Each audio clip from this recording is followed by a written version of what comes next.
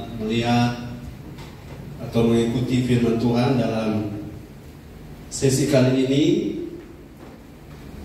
Sebelumnya saya memohon maaf untuk banyak hal saya secara pribadi, saudara-saudara, karena untuk kita berdiri di depan pelayanan seperti ini, kita mesti selalu pastikan hati kita beres, bersih dengan Tuhan, bersih dengan sesama. Jadi mohon maaf lahir batin. Haleluya. Kita melihat dalam layar ini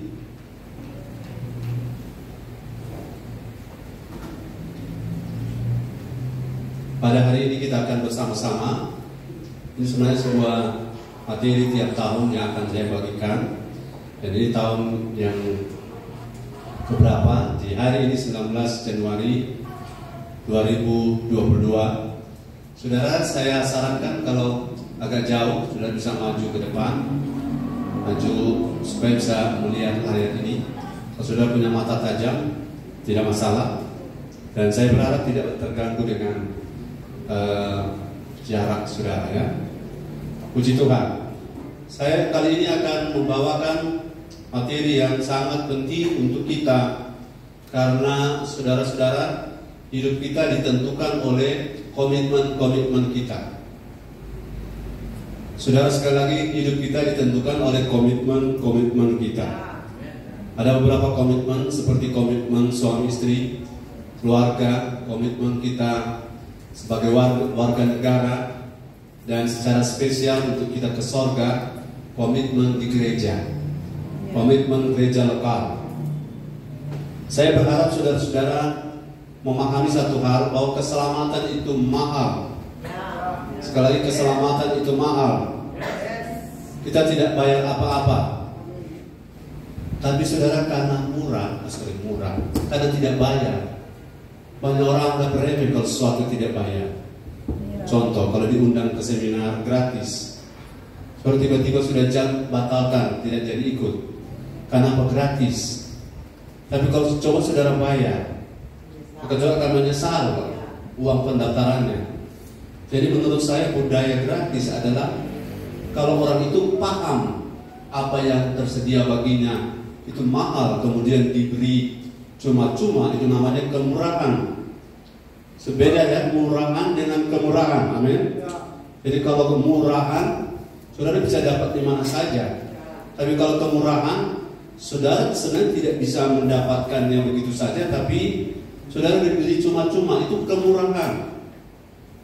Jadi sikap yang harus ada pada saya dan saudara menghadapi kemurahannya adalah menghargai. Nah, inilah tantangan kita. Bedanya orang Kristen Indonesia dengan orang Kristen Afghanistan misalnya, ya. Orang Kristen Indonesia khususnya Manado dengan orang Kristen di daerah Banten atau daerah Jawa berbeda. Kenapa? Kita berada di keadaan yang leluasa beribadah. Tapi leluasa ini telah bergeser kepada yang namanya menganggap hal ibadah itu biasa.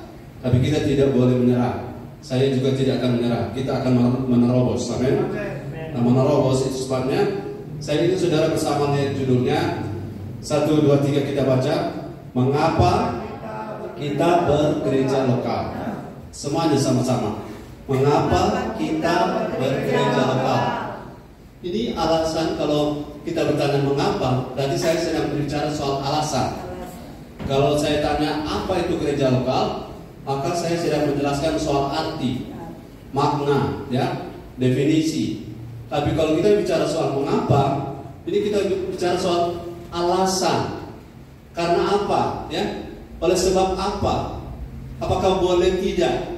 Apakah boleh saya tidak bergereja lokal? Alasannya apa? Apakah saya harus bergereja lokal? Ya. Alasannya apa? Itu alasan merupakan landasan pemikiran atau motivasi kita yang membuat kita kokoh. Kalau bangunan ada dasar, ada fondasi, bangunan itu kokoh. Kalau saudara punya dasar, saudara tahu mengapa saudara bergereja lokal, itu akan membuat saudara punya komitmen, ya. Tidak seperti, maaf ya, kalau suami istri Belum menikah namanya, kalau belum menikah belum terikat komitmen namanya apa? Kumpul kebo. Kumpul kebo itu kalau lagi banyak doi, ada uang abang saya. Tapi kalau lagi pope, apalagi pope manucu, ya ada uang abang melayang. Karena komitmen tidak ada. Begitu juga gereja lokal. Kalau kita ada komitmen, kita ada alasan, kita tahu kenapa atau mengapa, maka kita akan kuat landasan kita. Oke, mari kita berdiri, kita baca ayatnya.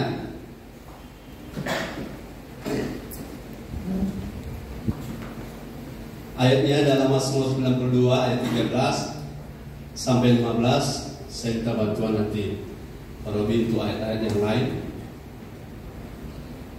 Sama-sama kita baca di kecil. Saudara lihat di layar di handphone saudara bisa.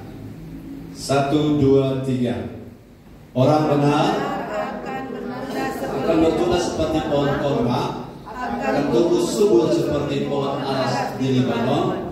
Mereka yang tertanam di bait Tuhan akan bertunas di pelataran Alkitab. Pada masa tua pun mereka masih berbuah, menjadi gemuk dan segar. Haleluya. Silakan duduk. Ini gambaran dari perjanjian lama tentang siapa yang tertanam di gereja lokal, itu di rumah Allah, di pelataran Allah, di bait Allah. Itu dijelaskan seperti pokok korma atau pohon korma. Pohon korma adalah sebuah pohon yang punya daya tahan tinggi di tengah-tengah padang pasir yang kering kerontang dan bisa bertahan terhadap badai gurun, badai yang ditempa atau diterpa angin, disertai dengan muatan pasir. Dan pohon korma ini adalah salah satu pohon yang akarnya jauh ke dalam. Katakan jauh ke dalam. Tertanam ke dalam. Pohon korma seperti ini diumpamakan di sini seperti kita orang benar. Orang benar bertunas seperti pohon korma. Kenapa tidak seperti pohon pisang? Ya, pohon korma ini beda dengan pohon pisang. Kalau pohon pisang sekali berbuah langsung selesai. Tapi pohon korma sampai masa tua masih tetap berbuah dan menjadi gemuk dan segar. Saudara-saudara, ayat ini mengatakan bahwa kita harus tertanam di bait Allah. Bait Allah itu saya sudah bilang di pertemuan minggu lalu. Akan saya jelaskan satu waktu bagaimana bait Allah yang dulunya fisik sekarang sudah berubah menjadi bait Allah itu kita. Bait Allah itu adalah personal dan korporat. Personal dan korporat. Bagaimana itu nanti saya jelaskan di kesempatan yang lain. Saya ingin dulu pertama kali kita poin yang lalu apa kata Alkitab tentang gereja. Karena mengapa kita harus bergereja lokal? Ini hal yang membuat banyak orang sedikit bingung. Sedikit bingung karena bagi mereka gereja karena banyak pilihan. Bagi mereka kalau ada sesuatu mungkin dengan mudah, tapi kalau ada hal yang prinsip, ya saya mau menerima alasannya. Tapi kalau hanya hal yang sepele, saudara, kita perlu ingat baik-baik bahwa kita harus tertanam di gereja lokal. Lepas dari sebelum ini, saya yakin saudara ada di gereja ini, saudara datang atas kehendak Tuhan. Saudara ada di sini atas kehendak Tuhan. Dan saudara tertanam di sini karena Tuhan yang bawa. Karena kalau saya pakai kekuatan saya sendiri, saya tidak bisa menarik siapapun. Tapi kalau Tuhan yang bawa, itu berarti tangan Tuhan. Nah, tangan Tuhan membuat saudara harus yakin bahwa alasannya jelas karena Tuhan. Haleluya. Nah, kita lanjut, saudara-saudara. Saya berharap saudara bisa mengikuti. Dan untuk mereka yang ikut akan bagian sekretariat taruh absennya karena mereka akan dapat share materi PowerPoint-nya. Ya, PowerPoint akan share untuk saudara. Nah, selanjutnya poin pertama, saya ingin saudara lihat Kisah 4 ayat 12. Tolong Pak Robi akan membaca Kisah 4 ayat 12. Kita bawa tabnya. Yang bisa bantu saya? Tuhan. Tolong anak muda Saldi, Kisah 4 ayat 12.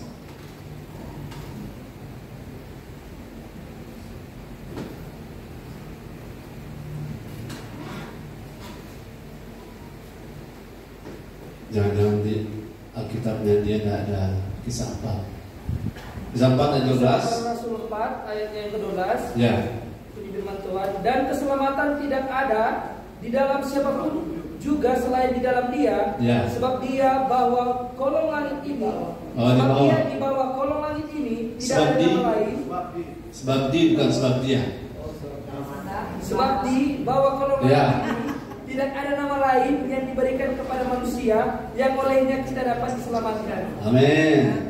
Kan sebab dia bawa, sebab di bawah kolong langit ini tidak nama lain. Itu sebabnya alasan pertama kita bergereja lokal karena sama-sama, karena gereja lokal adalah bahtera keselamatan. Saya pakai kata bahtera. Saudara, di zaman Nuh, orang yang dalam bahtera selamat, orang yang di luar binasa. Bagaimana bisa? Tuhan yang bilang, Yesus yang mendirikan gereja, bukan? Yesus pemilik gereja, haleluya. Dasar gereja adalah Yesus. Jadi semua gereja itu tentang Yesus. Di bawah kolong langit ini tidak ada nama lain di mana seorang bisa selamat. Dan yang didirikan, kalau ibarat rumah, ibarat perahu, bahtera, itu cuma gereja yang didirikan oleh Tuhan Yesus sendiri. Yang pemiliknya adalah Yesus. Jadi kalau kita ke surga, saudara harus ada di tempat di mana yang Tuhan dirikan itu yang namanya gereja. Ecclesia artinya the parliament of the Lord, the parliament of Jesus. Itu saya sudah jelaskan pada minggu lalu.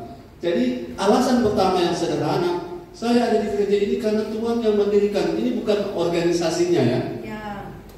Karena gereja itu adalah pribadi kita yang mengakui Yesus sebagai Tuhan dan Juru Selamat kita secara personal, dan secara korporat kita bersama-sama dalam satu komitmen kita memiliki rumah Allah. Karena gereja adalah rumah Allah, kita tinggal di situ dan ada orang tua rohani, dan di dalam komunitas ini kita berkomitmen, dan inilah yang disebut dengan wadah atau bahtera.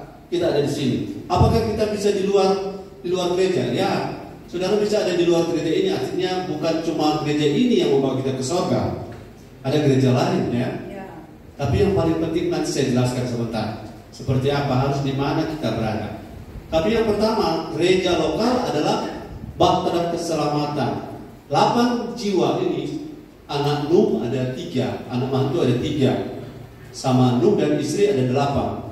Kalau mereka tidak tinggal dalam bahtera, kalau mereka tidak bahasa orang bantahan di dalam bahtera, maka mereka tidak akan selamat. Atau kalau mereka berlupa dari bahtera, mereka tidak akan sampai pada air bak surut, mereka sudah binasa. Atau kalau mereka tidak masuk dalam bahtera, gereja adalah kendaraan, gereja adalah Allah, gereja adalah bahtera untuk mengarungi samudra, mengarungi dunia, mengarungi masalah. Kita bersama-sama menghadapi tantangan, bersama-sama menghadapi masalah. Karena gereja adalah bahtera keselamatan. Jadi saya sudah bilang tadi salah satu contoh. Kalau saya ada salah, sudah ada salah, kita saling memaafkan supaya orang tetap bertahan di gereja ini. Amin. Kita berada di bahtera keselamatan ini. Sekali lagi, gereja adalah bahtera keselamatan. Ada gereja yang namanya gereja bahtera Injil ya. Bahtera Injil artinya kita berada di satu kendaraan menuju ke seberang ya, to cross over to the other side. Kita sedang menuju ke seberang, ke surga, tapi kita harus ada kendaraan. Kendaraan kita adalah ini gereja. Haleluya. Karena di bawah kolong langit tidak ada nama lain selain nama Yesus. Dan nama Yesus itu hanya berdiri, hanya tertanam, hanya bermanifestasi dalam gereja. Dan yang berikut, yang kedua, saya berharap ini ada 20 ya. Haleluya. Yang kedua, karena gereja lokal, katakan, karena gereja lokal adalah tempat perlindungan rohani. Sama-sama, adalah tempat perlindungan rohani. Ya, jadi kita sini tidak terdaftar hanya sebagai secara administratif saja, tapi secara spiritual, katakan secara spiritual, kita terkonek dengan orang tua rohani, dan itu terjadi covering. Nah, tugas saya adalah mengcover saudara. Tugas orang tua saya mengcover saya. Saya mengcover saudara. Di alam roh kita berperang melawan bukan darah dan daging.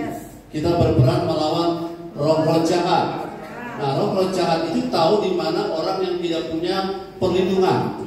Roh jahat itu tahu siapa yang tidak punya covering, siapa yang tidak mempunyai rumah, ya tidak memiliki perlindungan, covering, tidak memiliki atap.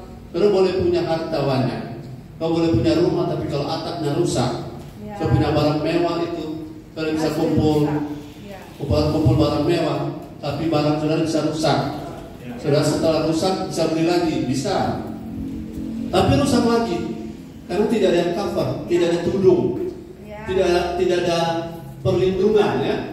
Nah, saya ingin saudara pahami ada beberapa ayat di sini yang kita boleh baca bahwa kita butuh perlindungan, ya. Mari kita lihat 2 Timotius 2, 24 sampai 26. Tolong yang bisa baca, standby. Ya. Sedangkan seorang hamba Tuhan tidak boleh bertengkar, Ya. tapi harus ramah terhadap semua orang. Ya. Dia harus cakap mengajar, sabar, dan dengan lemah lembut dapat menuntut orang yang suka melawan. Sebab mungkin Tuhan memberikan kesempatan kepada mereka untuk bertobat dan memimpin mereka sehingga mereka mengenal kebenaran, dan dengan demikian mereka menjadi sadar kembali karena terlepas dari jerat iblis yang telah mengikat mereka pada kehendaknya. Kita pelayanan di gereja ini, kalau boleh, orang yang berbuat salah, orang yang keliru jalan, saudara melalui gereja lokal, itu bukan dihakimi, amin. Itu bukan ditendang, haleluya, tapi dibawa kepada bimbingan, mulai dari gembala sampai jemaat, dibawa kepada bimbingan 4 mata misalnya, ya, 4 mata, atau ada saksi, dalam rangka bukan menghancurkan orang, tapi untuk mengcover orang. Nah, ada berapa banyak gereja yang menghancurkan orang lain. Memang kalau ada sesuatu yang keliru harus kita tangani, ya.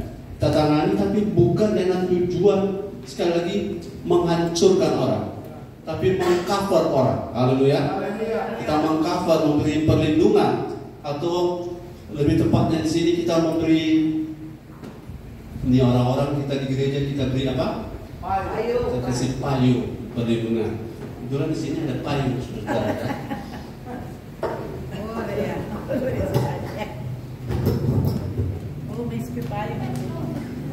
Lebih payung ini.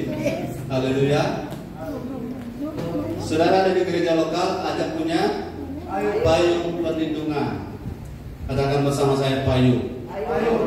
Payung ini saudara akan membuat saudara terlindung dari berbagai hal. Di mana tadi? 2.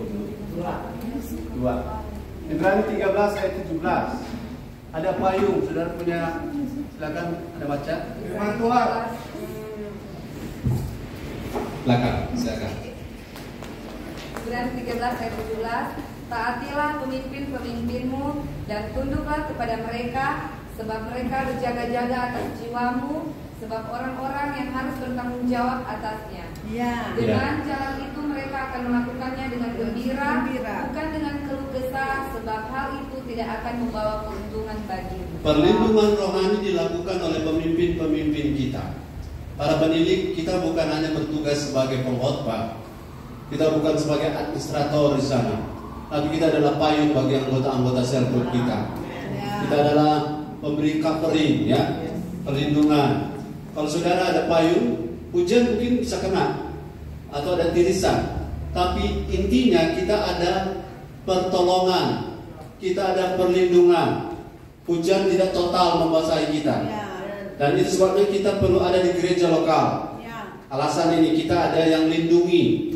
Saudara jangan lupa, saudara maju mundur dalam pelayanan, dalam pekerjaan, itu jangan lupa ada yang cover saudara. Tidak karena kuat saudara sendiri, tidak karena saudara cakap sendiri, tapi orang-orang yang secara rohani bertanggung jawab di atas saudara, yang memberi perlindungan, sehingga saudara, maaf ya, kalau saudara ada orang lain beberapa kali dalam hidup mereka begitu mudah celaka, begitu mudah tabrakan, sakit sampai berat tidak sembuh. Tapi kalau saudara ada di gereja lokal, ada yang mengcover saudara, terhindar dari bahaya, terhindar dari kecelakaan, sakit tapi tidak sampai parah, saudara sakit tapi bisa sembuh, karena ada yang cover secara rohani. Saudara, kalau seperti Musa melindungi Israel, kalau dia angkat tangan lebih kuatlah Israel. Kalau dia turun tangan lebih lemah Israel. Jadi para pemimpin-pemimpin di gereja lokal, kita punya tugas. Ini payung ini. Sebenarnya saya pengen ada orang yang payungi saya supaya saya berkhotbah sambil pegang payung, dan bisa jadi. Tapi tidak apa-apa. Coba kita lihat dalam Matius 16 ayat 18. Matius 16 ayat 18. Salah satu bentuk payung adalah saudara mendapat teguran, ya. Matius 16 ayat 18, silakan bantu baca. Matius 16 ayat 18, dan aku pun berkata kepadamu, engkau adalah Petrus, dan di atas batu karang ini aku akan mendirikan jemaatku, dan alam maut tidak akan menguasai. Ya, alam maut karena ada covering tidak akan menguasai kita. Ada perlindungan, katakan amin. Ada perlindungan dari alam maut, kuasa maut. Saya percaya hidup saya, hidup saudara, kita tidak semuanya dalam pengertian 100% sudah 100% tidak ada lagi masalah, bukan? Kita semua memiliki pergumulan di bidang masing-masing, termasuk saya. Tapi saya percaya karena ada perlindungan, kita tidak separah orang lain yang tanpa payung. Amin. Kita tidak separah orang lain yang berjalan tanpa payung. Berjalan dengan kekuatan sendiri, berjalan dengan kemampuan sendiri, mengandalkan kekuatan kepintaran sendiri. Tapi karena kita ada di gereja lokal, ini alasan mengapa, karena kita di gereja lokal di cover. Doa berkat itu saudara luar biasa, amin. Doa berkat, doa seorang, ada orang nyanyi, di doa ibuku namaku disebut. Lebih hebat lagi, di doa gembalaku namaku disebut. Kami menyebut saudara itu di alam roh, itu dampaknya luar biasa. Saudara sakit disembuhkan, amin. Saudara lemah dikuatkan. Saudara yang bermasalah diberi jalan keluar. Bukan karena kami yang pintar, bukan kami hebat, bukan karena kami jago, tapi karena otoritas gereja itu diberikan kepada orang-orang yang Tuhan tetapkan di gereja lokal, sehingga saluran itu hanya melewati kami, tapi asal usulnya dari Tuhan. Perlindungan itu datang dari Tuhan dan hanya melewati kami. Haleluya. 1 Petrus 5 ayat 8. 1 Petrus 5 ayat 8 ini ayat yang sangat terkenal. Saudara-saudara, perlindungan dari para pemimpin rohani di gereja lokal membuat kita bisa mengatasi. 1 Petrus 5 ayat 8. Silakan. 1 Petrus 5 ayat yang ke-8. Ya. Sadarlah dan berjaga-jagalah lawan musuh iblis, berjalan keliling sama seperti singa yang mengaum-ngaum dan mencari orang yang dapat ditelannya. Ya, iblis berjalan keliling dan mencari orang yang dapat ditelannya. Tapi mereka yang ada dalam gereja, saudara tahu bahwa gereja itu didirikan di atas batu karang yang teguh. Gereja itu milik Yesus. Gereja itu di-cover oleh Yesus. Kalau saudara ada di dalam situ, saudara bukanlah orang yang dapat diluluh oleh iblis. Kalau orang gereja bisa jatuh itu karena kedagingan. Tapi orang gereja tidak dapat dikalahkan oleh iblis, karena iblis telah dikalahkan. Tapi saya kasih ingat saudara-saudara bahwa perlindungan itu penting. Katakan amin. Perlindungan, covering itu penting. Sehingga ketika saudara menjadi anak yang tidak memiliki payung, tidak memiliki perlindungan, tidak memiliki covering, maka hidup saudara akan rumit luar biasa. Akan mengalami banyak hal yang sebenarnya tidak perlu saudara alami. Jadi ada di gereja lokal, alasannya mengapa kita ada di dalam gereja lokal, karena gereja lokal adalah tempat perlindungan rohani. Sama-sama 2, 3. Karena gereja lokal adalah tempat perlindungan rohani, bukan hanya pelayanan ibadah duka, bukan hanya pelayanan nanti ada ibadah ulang tahun, ada yang pimpin. Kalau ada yang pemberkatan nikah, ada yang teguhkan saudara, bukan itu saja, tapi itu semua pelayanan liturgika. Tapi yang pelayanan spiritual itu yang kita perlukan. Haleluya. Bertahun-tahun saudara saya berjalan sendiri, tetapi setelah saya bertemu dengan orang yang menaungi saya punya hidup lebih baik hari-hari ini. Karena ada yang cover, ya, ada yang melindungi. Karena kalau ada orang yang cover, terutama yang mengcover itu di alam roh, lo punya hidup aman. Amin. Haleluya. Berapa banyak orang percaya Yesus tapi hidupnya kacau balau. Berapa banyak orang percaya Yesus tapi arahnya tidak jelas. Tapi kalau saudara ada di gereja lokal, tentunya orang-orang gereja lokal adalah orang-orang yang punya komitmen dengan dasar satu, saya menerima Tuhan Yesus sebagai Tuhan dan Juru Selamat secara pribadi. Itu yang akan menjadi dasar yang kuat.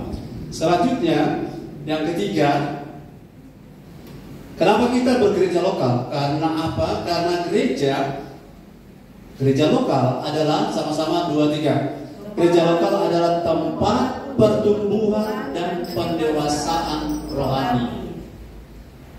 Saudara, ada banyak orang percaya Yesus tapi tidak bisa menghandle masalah, tidak bisa menghadapi persoalan, tidak bisa menang atas pergumulan, karena mereka tidak bertambah dewasa, tidak bertambah cakap, tidak bertambah matang dalam hal menghadapi persoalan.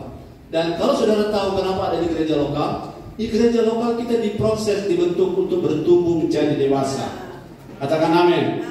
Nah, di gereja lokal kita, saudara-saudara, di 2 Petrus 1 ayat 2 sampai 11, kemudian di Efesus 4 ayat 11 sampai 16, di Amsal 27 ayat 17. Kita baca dulu Efesus 4 ayat 11 sampai 16. Di gereja di mana Tuhan taruh rasul, nabi, penginjil, gembala, pengajar, kita diproses di sana untuk bertumbuh jadi dewasa. Kalau baca ayat ini sangat jelas. Efesus 4 ayat 11 sampai 16. Ya.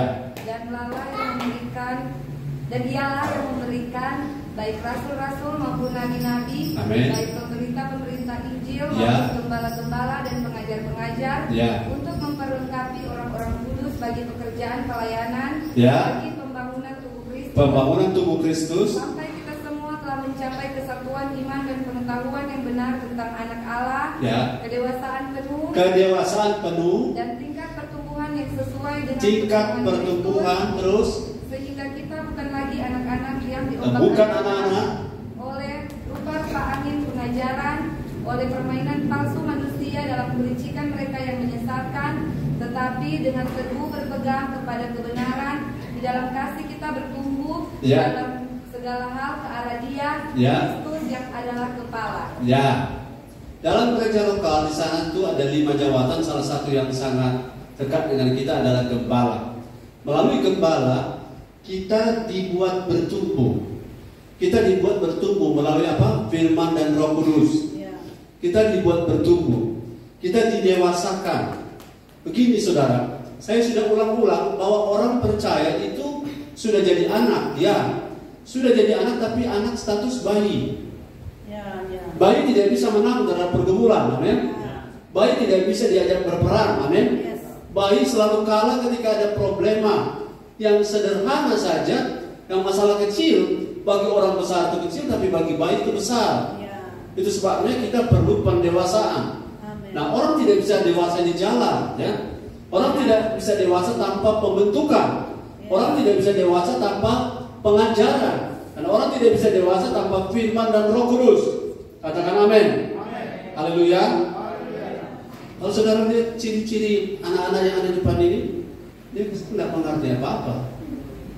Tapi coba kalau Gina yang ada sini, bagi orang Gina karena boleh duduk ke sana. Karena dia anak-anak, dia tidak mengerti. Tapi kalau saudara ada masalah, apakah dia bisa menghandle? Tidak. Tidak bisa. Kita yang harus jaga dia. Dia tidak bisa bedakan mana strong, mana kabel. Dia tidak bisa bedakan dia sambar itu kamera atau nyala. Dia tidak bisa bedakan. Itu sebabnya kita perlu jadi dewasa. Amin. Kita didewasakan di mana? Kita tidak dewasa di jalan, tapi kita didewasakan di dalam gereja lokal, di gereja di mana kita ada. Jadi saudara datang bergereja bukan hanya hadir saja, bukan hanya mengisi waktu hari Minggu saja, bukan hanya karena saya terdaftar di sini maka saya datang, bukan karena saya pelayan di sini maka saya bergereja. Sama seperti bercandanya Hendro dan Hendra. Nanti karena gembala yang bawa laptop LCD ini, jadi gembala setiap minggu mesti datang ibadah. Saya bilang iya, saya datang ibadah. Saya tidak datang karena saya gembala, tapi saya juga mau terus bertumbuh. Katakan amin. Jadi kalau saudara datang di sini karena saudara sekadar anggota, tidak untuk bertumbuh, maka lama-lama saudara capek, lama-lama saudara jenuh. Tapi karena kita ada di sini untuk bertumbuh, kita terus bergairah karena dari satu level ke level yang selanjutnya kita akan melihat banyak perubahan terjadi pada kita. Makin lama kita di gereja lokal, makin terbentuk kita, makin bertumbuh. Itu tujuan kita sampai menjadi seperti Kristus. Haleluya. Kalau bukan ini tujuan, maka saudara akan stuck, akan stagnan, akan terlibat dalam putaran rutinitas yang tidak membawa hasil, sehingga pada titik tertentu orang akan jenuh dan naik turun berputar-putar seperti roda atau berputar-putar seperti gasing. Gasing itu berputar kencang, tapi satu saat dia akan berhenti dan roboh. Kita bukan gasing, amin. Kita akan terus naik level. Tapi kita harus memberi diri di gereja lokal untuk dibentuk melalui firman dan Roh Kudus. Haleluya. Bahkan saudara, ada orang yang tidak pengen bergabung karena apa? Tidak pengen berjemaat karena takut tersinggung, takut ditegur, takut kecewa. Padahal kita tidak bisa tajam kalau tidak ada sesama menajamkan sesama. Kita tidak bisa jadi dewasa kalau kita jadi Tarsan. Sudah tahu Tarsan? Tarsan itu bergaul dengan Nemo, bergaul dengan monyet, Nemo. Kita tidak bisa dewasa. Kita bisa dewasa kalau Amsal 27 ayat 17. Coba baca Amsal 27. 17. Besi menajamkan besi, orang menajamkan sesamanya. Ya, sudah jadi tajam. Saya jadi tajam karena istri saya tajam. Haleluya. Saya juga jadi tajam karena Pak Robi, amin. Saya makin tajam karena Netra di belakang nih. Haleluya. Tapi jangan lupa, saudara juga jadi tajam gara-gara saya. Haleluya. Kita saling menajamkan. Tapi bukan tujuan untuk menyakiti, amin. Saudara ada di gereja bukan untuk disakiti, tapi untuk ditajamkan.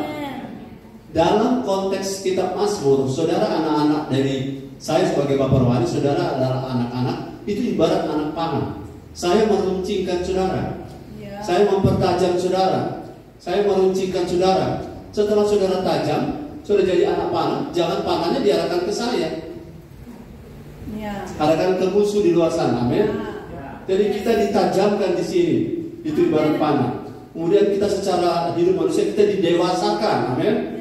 Kalau seperti bangunan kita dibangun di sini, kita dipertajam, dibangun. Makin dewasa, makin rapi, itu kan di situ ditulis di Efesus 4, makin rapi, makin serupa seperti Kristus.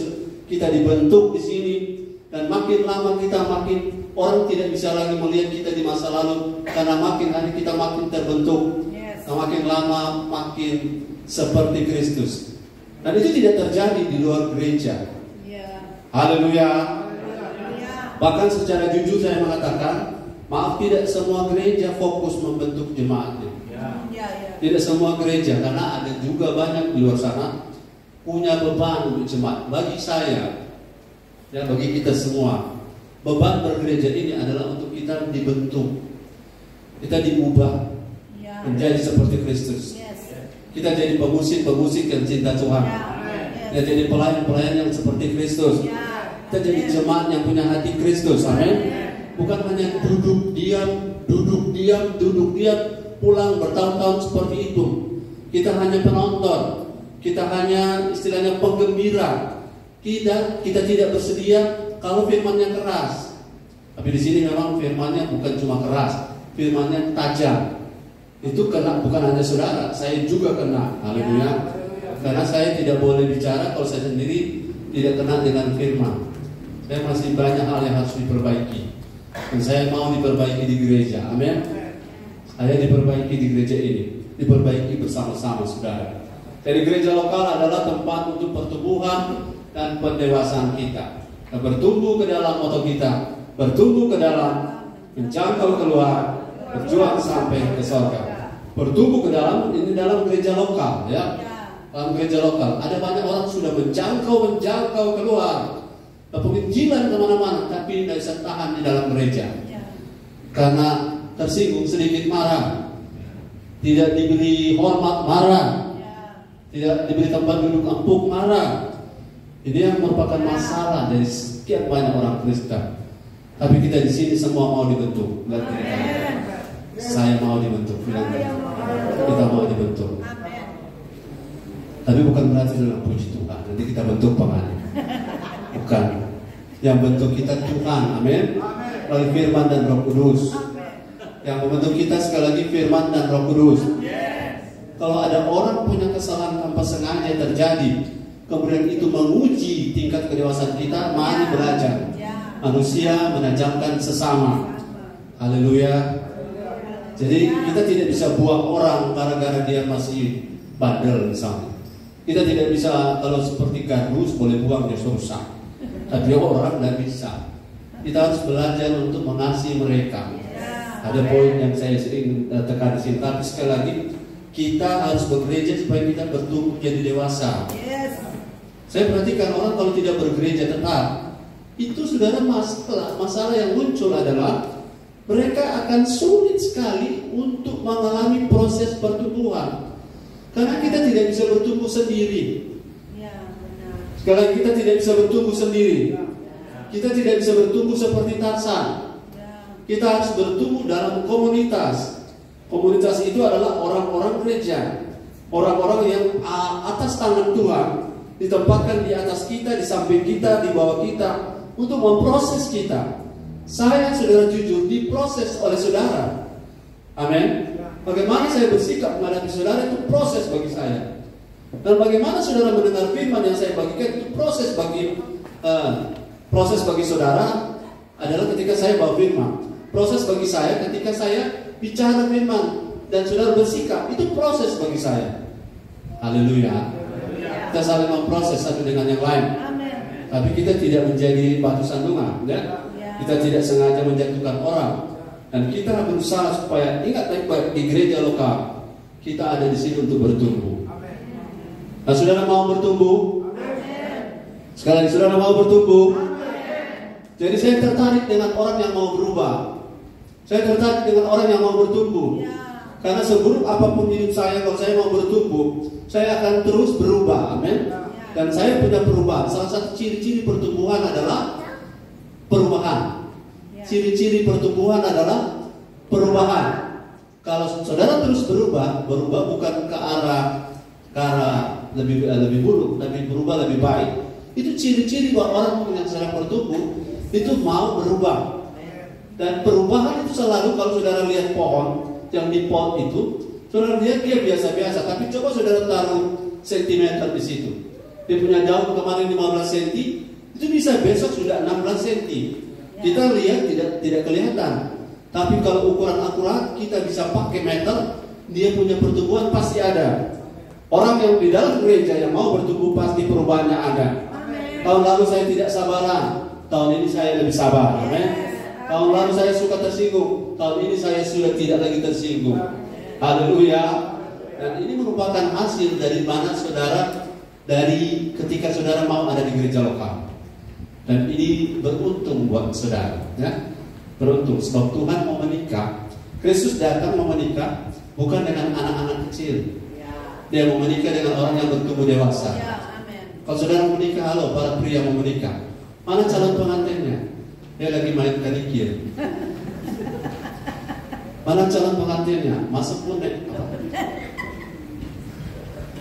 mana calon pengantinnya? Belum dewasa. Saudara akan bingung. Yesus mau menikah dengan kita gereja yang dibentuk bertumbuh jadi dewasa. Yang kanak-kanak sudah selamat tinggal. Amin. Maksudnya karakter saya yang kanak-kanak selamat tinggal. Karakter saudara yang kanak-kanak pengen dipuji, pengen disanjung, pengen dihormati. Yang orang harus saling menghormati, tapi kita jangan gila hormat. Sekali lagi, kita jangan gila hormat, tapi kita harus memberi hormat. Amin. Dan ini merupakan tanda-tanda perubahan, tanda-tanda pertumbuhan. Haleluya. Selanjutnya, tidak semua saya baca karena ayatnya panjang-panjang. Saya ingin tunjukkan ada ayat di dalam kitab Yeremia pasal 3 ayat 15. Saya ingin saudara lihat ayat itu. Kalau saudara mau bertumbuh, maka saudara harus makan. Katakan, kalau mau bertumbuh, sama-sama. Kalau mau bertumbuh, saya harus makan. Nah, baca sama-sama ini ayat Yeremia 3 ayat 15. Sama-sama 2, 3. Aku akan mengangkat bagimu gembala-gembala yang sesuai dengan hatiku, Mereka akan menggembalakan kamu dengan pengetahuan dan pengertian. Dalam teks bahasa Inggris New King James Version atau King James Version, sama-sama kita belajar membaca 2-3. And I will give you pastor according to my heart, which shall fit you with knowledge and understanding. Ulang sama-sama 2-3. And I will give you pastor according to my heart, which shall fit you with knowledge and understanding. Bahasa Indonesia bilang menggembalakan kamu. Berdoalah saudara supaya saya terus bisa. Saya katakan berdoalah supaya saya tidak berubah dalam hal menjalankan tugas sebagai pastor yang menggembalakan dengan ayat ini. Bukan menggembalakan saja, kata bahasa Inggris itu ada fit, ya, which shall fit you with knowledge and understanding. Kita diberi makan, bukan hanya digembalakan. Di gereja bukan hanya digembalakan, tapi kita diberi makan. Haleluya. Tugas gembala itu paling tidak ada 3. Pemimpin, ya. Kemudian sebagai gembala, sebagai orang tua, sebagai panutan, contoh, sebagai pemimpin yang memberi arah, tapi sebagai gembala yang memberi makan makanan rohani. Saudara di gereja lokal untuk datang makan, untuk memberi makan manusia roh saudara. Sekali lagi, di gereja bukan store muka, amin. Tapi kita bawa roh kita untuk makan. Roh kita bergelora untuk makan firman. Dan firman yang diberikan kepada saudara, tugas kami adalah diberi makan dengan knowledge and understanding. Understanding yang paling penting. Kita boleh banyak tahu, tapi kalau kita tidak punya hikmat dari Tuhan, maka kita tidak bisa membagi firman dan saudara diberkati. Dan kalau saudara-saudara lihat kami berupaya, berusaha, karena kami tidak ingin saudara hanya terima ilmu saja, tapi saudara terima hidup kami, amin. Apa yang kami hidupi dibagikan, apa yang hamba Tuhan hidupi dibagikan. Saudara, saya percaya kalau saudara ada tertanam di gereja lokal dan saudara tahu bahwa saudara sedang dibuat bertumbuh, maka saudara akan makin bergairah beribadah, makin bersemangat saudara ada di ibadah, karena kita tidak duduk di sini sia-sia, amin. Ada yang jauh-jauh dari GPI boleh datang, ini harga bayaran untuk engkau bisa bertumbuh. Kalau orang-orang lainnya mungkin merasa ini biasa, biarlah mereka. Tapi bagi kita ini bukan biasa, ini luar biasa. Haleluya. Yang selanjutnya nomor 4. Sama-sama bersama saya. Mengapa kita harus bekerja lokal? Karena yang keempat, sama-sama kita baca 2-3. Gereja lokal adalah tempat pengawasan dan pendisiplinan hidup orang percaya. Tanpa disiplin, saudara tidak bisa terlatih baik. Tanpa disiplin kita tidak bisa jadi apa-apa. Karena kata lain daripada tidak disiplin, kita akan menjadi anak gampangan. Anak gampangan itu menuntut selalu, tapi tidak mau menjalankan kewajiban. Nah, disiplin akan mengubah kita. Apa sebab orang biasa-biasa kalau masuk pendidikan militer keluarnya luar biasa? Karena disiplinnya luar biasa. Disiplin itu memang kalau dijalani sakit, tapi hasilnya luar biasa. Hasilnya mengubah kita. Disiplin itu memang menyakitkan, tapi disiplin menghasilkan kualitas. Kalau saya hanya latihan sekadar latihan hansip, saya tidak bisa berharap jadi Kopassus. Tapi kalau saya latihan Kopassus, saya tidak akan jadi hansip. Bukan berarti hansip itu sepele, karena beda level, ya. Saudara mau jadi anggota jemaat yang level Kopassus? Haleluya, di sinilah saudara dilatih. Kalau saudara bersedia dilatih di gereja, maka di luar sana saudara tidak akan repot menghadapi masalah. Kalau saudara terlatih di gereja dengan firman dan Roh Kudus, di luar sana saudara tidak berdaya menghadapi persoalan kesulitan dalam dunia kerja. Saudara akan dibekali dengan hikmat dari sorga. Saudara akan diberi makan dan saudara kuat menghadapi beban-beban yang saudara pikul ke dalam kehidupan sehari-hari. Mari kita lihat ayatnya. Ibrani 12 ayat 5-11. Ini ayatnya cukup banyak, tapi kita baca satu saja. Wahyu 3 ayat 19. Kita dibentuk, tapi sekarang kita diawasi dan didisiplinkan dalam gereja lokal. Saudara-saudara, Kalau seandainya saya sebagai orang tua mengatakan pada saudara, minta maaf, saya kasih contoh. Di depan sana misalnya ada bakso, enak sekali, baksonya enak, murah lagi, tapi banyak orang makan di situ. Murah, enak, tapi maaf, saya tahu, minta maaf, saya satu kali ke situ, tapi jangan tanya bakso di mana ya. Saya satu kali ke situ dan saya tahu baksonya terbuat dari daging tikus. Kalau saya sebagai orang tua rohani, sebagai orang tua jasmani, kalau anak saya bilang, Pak, saya pengen makan di bakso itu, apa jawab saudara? Tidak boleh. Tidak boleh, nak. Tuh anak mengerti atau tidak? Tidak. Tidak. Papa memang jahat betul. Nah, orang sana banyak makan. Nah, orang bilang sedap. Nah, orang bilang murah. Tapi orang tua yang baik akan bilang begini. Atau istri saya akan bilang, Pak, sudah kasih sekali-sekali saya akan makan ke sana. Tentu tidak, bukan? Ya. Kalau kita tahu sesuatu itu sesuatu yang tidak aman untuk dimakan, sesuatu yang berbahaya untuk dikonsumsi, sesuatu yang berbahaya kalau dikerjakan, kemudian kami bilang jangan, kami bilang tidak boleh, lantas saudara mengatakan terlalu ketat di sini, terlalu serius nih gembala, ya, terlalu berlebihan nih gembala. Tapi itulah sebuah pengawasan. Amin. Amin. Ada tujuan saudara-saudara. Pengawasan untuk membuat saudara melalui teguran, melalui, minta maaf ada figuran di belakang. Wahyu 3 ayat 19, silakan baca. Ayat 19, barang siapa kukasihi, ia kutegur dan kuhajar. Sebab itu relakanlah hatimu dan bertobatlah. Barang siapa dikasihi oleh Tuhan, ia dihajar. Katakan di kiri kanan, kita dihajar oleh Tuhan. Bukan dengan penyakit, bukan dengan masalah, tapi kita dihajar dengan firman. Firman yang mengajar kita.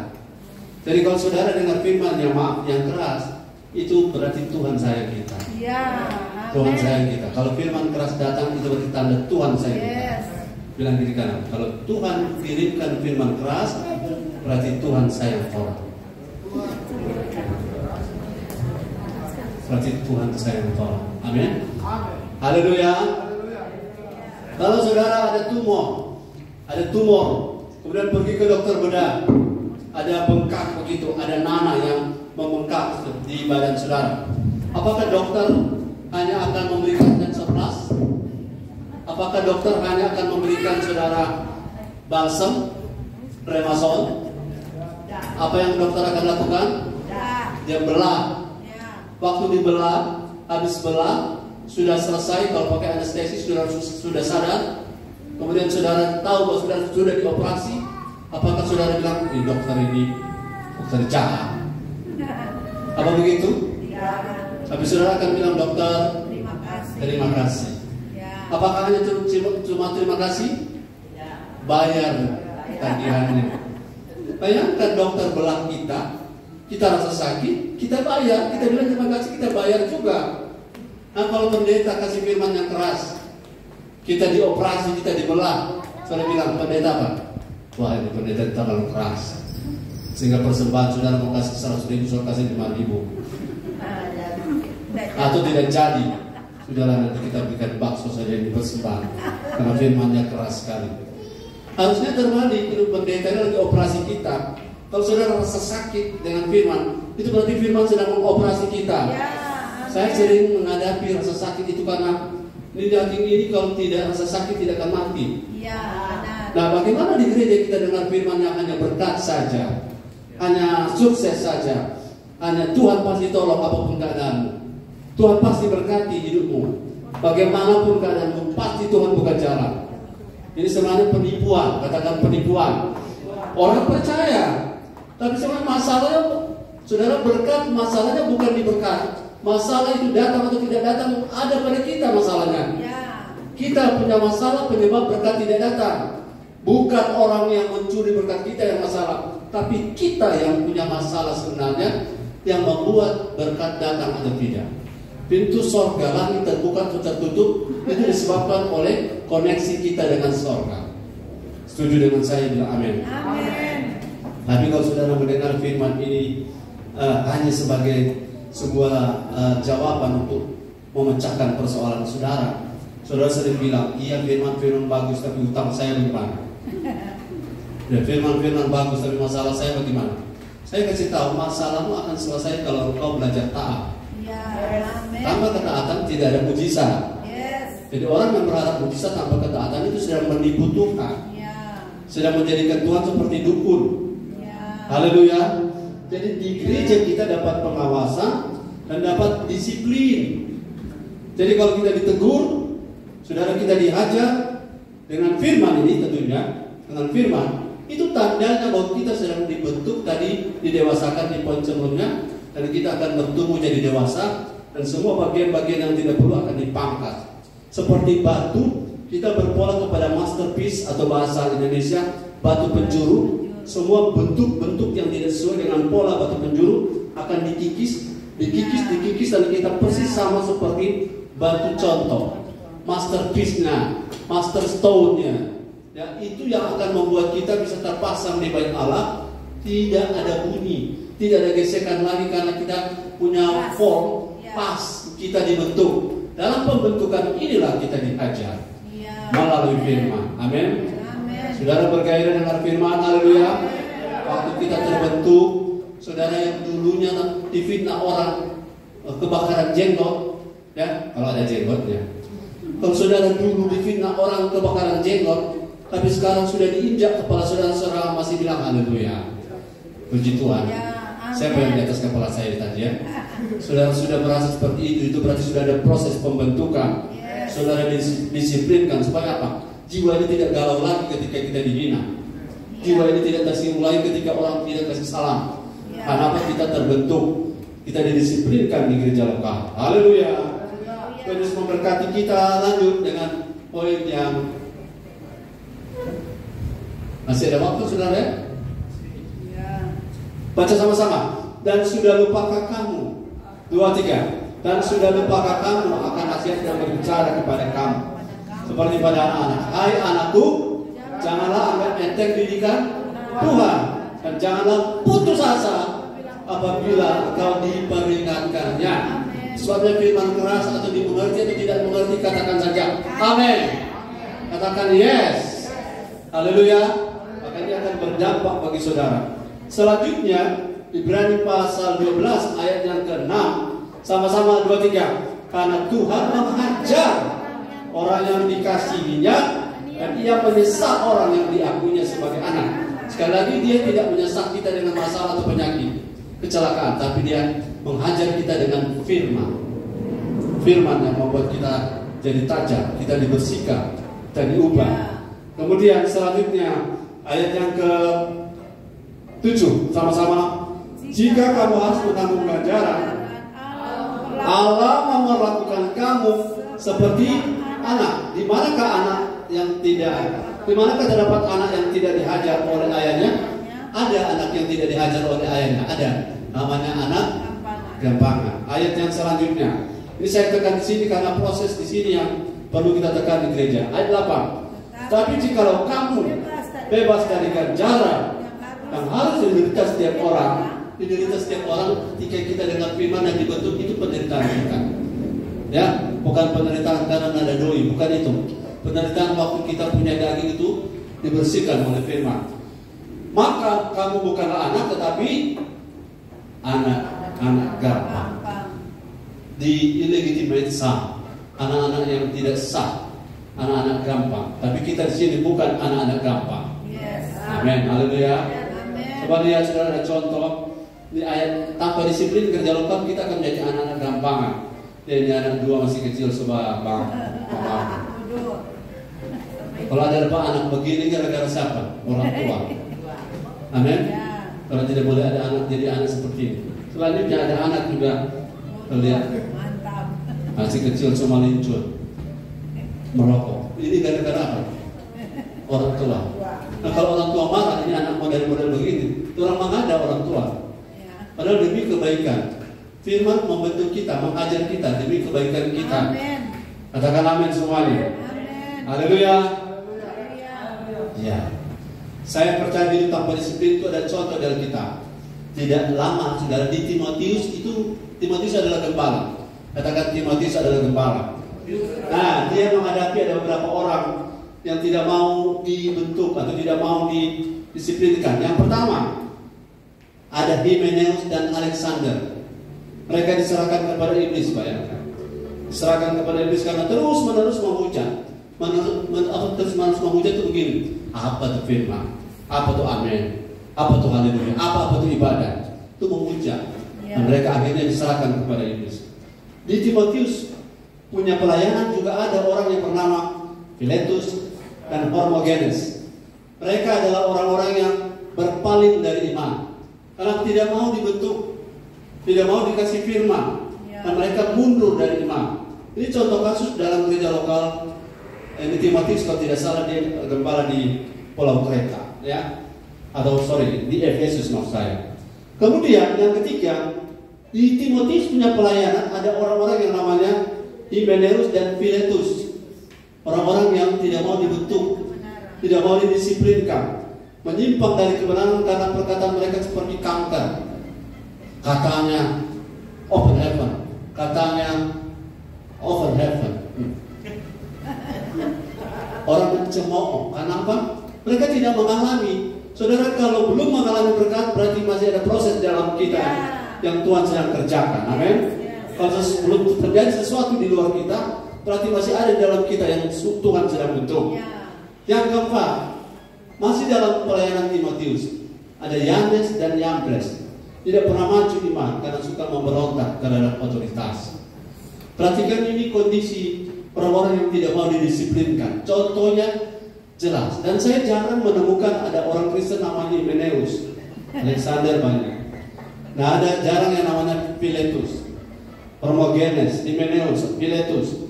Philetus sudah ada dua orang yang berbeda. Yanes dan Yambres. Karena orang-orang ini gagal dalam proses, gagal dalam pembentukan, tidak mau didisiplinkan. Tapi saya percaya kita semua di sini kita mau didisiplinkan oleh Tuhan dengan firman dan Roh Kudus. Haleluya. Puji Tuhan. Yang kelima, saudara sabar bilang haleluya. Karena gereja adalah rumah Allah dan keluarga Allah, tempat untuk saling menolong, saling mengasihi dan saling menghibur dan saling memberkati. Haleluya. Filipi mengatakan karena dalam Kristus, ya, ini ayat-ayat yang cukup banyak. Jadi kita ada di gereja lokal karena gereja lokal ini adalah rumah Allah. Katakan rumah Allah. Dan sekaligus keluarga Allah, tempat untuk saling, ya, titik-titik to love, to titik-titik one another. Saya sudah sebutkan beberapa kali. To love one another, to give one another, to support one another. Dalam gereja itu harusnya seperti itu. Disinilah kita yang lemah jadi kuat, amin. Disinilah kita yang bingung jadi tetap hati. Disinilah kita yang punya banyak masalah bisa ditolong oleh orang-orang dalam gereja. Haleluya, puji Tuhan. Gereja adalah rumah Allah, tempat saling menolong. Mari kita lihat ayatnya. Filipi 2 ayat 1 sampai 4. Dalam gereja harusnya ada nasihat. Dalam gereja ada penghiburan kasih. Kemudian dalam gereja ada persekutuan roh. Kalau kita bersekutu, bersekutu dalam roh. Roh artinya dimensinya spiritual, bukan spiritual dimensi lahiriah saja. Kemudian dalam Kristus, dalam gereja ada kasih mesra, ada belas kasihan. Haleluya. Saya banyak mendapatkan belas kasihan dari saudara. Karena itu sempurnakanlah sukacitaku dengan ini. Hendaklah kamu di gereja sebagai rumah Allah, sebagai keluarga Allah, sehati, sepikir, dalam satu kasih, satu jiwa, satu visi, satu tujuan.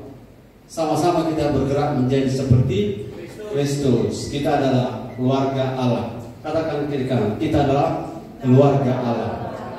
Keluarga ciri-cirinya adalah baku sayang, amin. Baku tongka, amin. Baku support, haleluya. Bukan baku cungkel. Kalau masih suka baku cungkel, bertobat, amin. Ini bukan dubo-dubo ini. Kita saling menopang, saling menasihati, saling menolong, saling menghibur, saling menguatkan. Dengan satu tujuan kita menjadi seperti Kristus. Galatia 6:1 mengatakan, saudara-saudara, kalaupun seorang kedapatan apa? Melakukan suatu pelanggaran, maka kalau kamu rohani, kamu harus memimpin orang itu ke jalan yang benar dalam roh, lemah lembut, bukan menghakimi, tetapi menuntun, memimpin. Memimpin kata Yunaninya adalah kata yang menunjukkan pada orang yang ahli dalam merawat orang yang patah tulang terbuka. Kalau patah tulang terbuka, dia menusuk daging, maka memulihkan itu kata memimpin. Atau jala yang robek itu dipertemukan kembali, dijahit pelan-pelan, itu kata memimpin. Kalau orang melakukan pelanggaran, perhatikan baik-baik, di rumah Allah kita saling memulihkan. Amin. Di gereja ini, makanya kita butuh gereja. Kita harus ada dalam gereja. Selanjutnya Roma 12 ayat 10. Ini penting, baca sama-sama. 2-3. Hendaklah kamu saling mengasihi sebagai saudara dan saling mendahului dalam memberi hormat. Saya ulangi, hormat itu penting. Sekali lagi, hormat itu penting. Ini bukan hormat militer. Kalau ada yang lebih senior, hormat. Dan yang lebih junior, pastikan baik-baik bahwa hormat itu adalah bagian dari ciri khas anggota keluarga Allah. Gereja lokal tanpa rasa hormat akan jadi sama seperti sarang penyambung. Kita akan saling berantem satu dengan yang lain.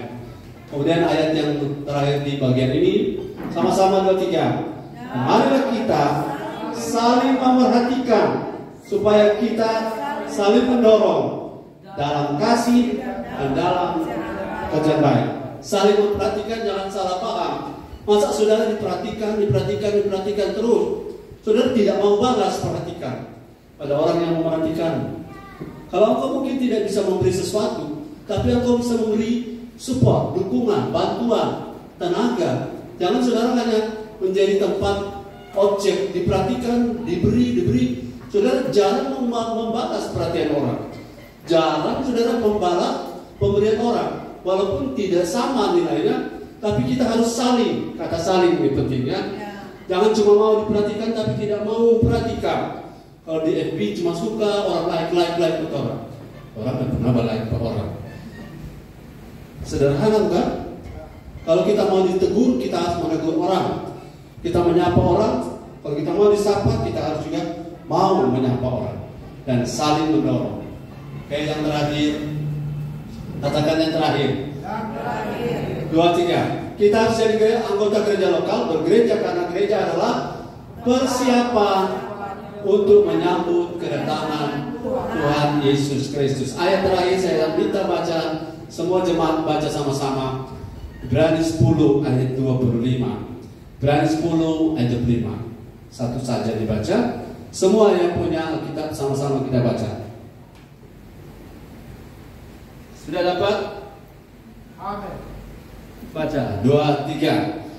Janganlah kamu menjauhkan diri. Ulangi 2-3. Janganlah kita menjauhkan diri dari pertemuan-pertemuan ibadah kita seperti dibiasakan oleh beberapa orang, tetapi marilah kita saling menasihati dan semakin giat melakukannya menjelang hari Tuhan yang mendekat. Baca satu kali lagi karena ini penting. Gereja lokal tempat kita beribadah, saling menasihati. Kaitannya untuk apa? Kaitan untuk kedatangan Tuhan Yesus, persiapan kedatangan Tuhan Yesus. 2-3. Janganlah kita menjauhkan diri dari pertemuan-pertemuan ibadah kita seperti yang dibiasakan oleh beberapa orang, tetapi marilah kita saling menasihati dan semakin giat melakukannya menjelang hari Tuhan yang dekat.